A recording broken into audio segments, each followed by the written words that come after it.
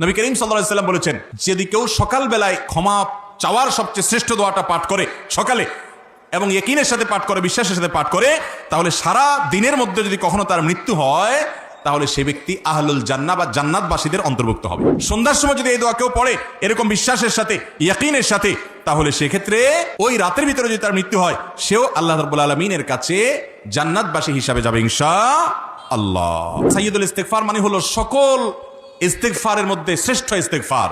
সাইয়্যিদুল ইস্তিগফার মানে হলো আল্লাহর কাছে মাপ চাওয়ার শ্রেষ্ঠ এবং সবচেয়ে উত্তম দোয়া। বলে দিব কোনটা? আল্লাহুম্মা আনতা রাব্বি, হে আল্লাহ আপনি আমার রব, লা ইলাহা ইল্লা আনত, আপনি ছাড়া সত্যিকার কোনো মাবুদ নাই।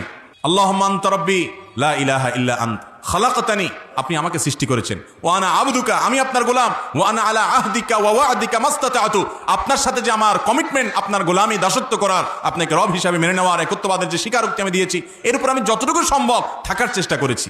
আউযু বিকা মিন শাররি মা সানাতু, কিন্তু এরপরও আমার দ্বারা কিছু অপকর্ম হয়ে গেছে, সেগুলোর আমি আপনার কাছে পানা চাই, তার জন্য আমার জন্য কোনো ক্ষতি না হয়, শাস্তি না হয়। আউযু বিকা মিন শাররি মা সানাতু আবুউ লাকা বিনি'মাতিকা আলাইয়া, আপনি আমার প্রতি নিয়ামত দিয়েছেন আমি স্বীকার করি। ও আবুউ লাকা বিযামবি, আমি আবার অনেক পাপ করেছি সেটাও স্বীকার করি। ফাগফিরলি, করে দেন। ফাইন্নাহু লা ইয়াগফিরুয যুনুবা ইল্লা আন্ত, কারণ আপনি ছাড়া কেউ কোনো পাপ অপরাধ মাফ করতে পারেন না। এটা হলো সাইয়্যিদুল ইস্তিগফার।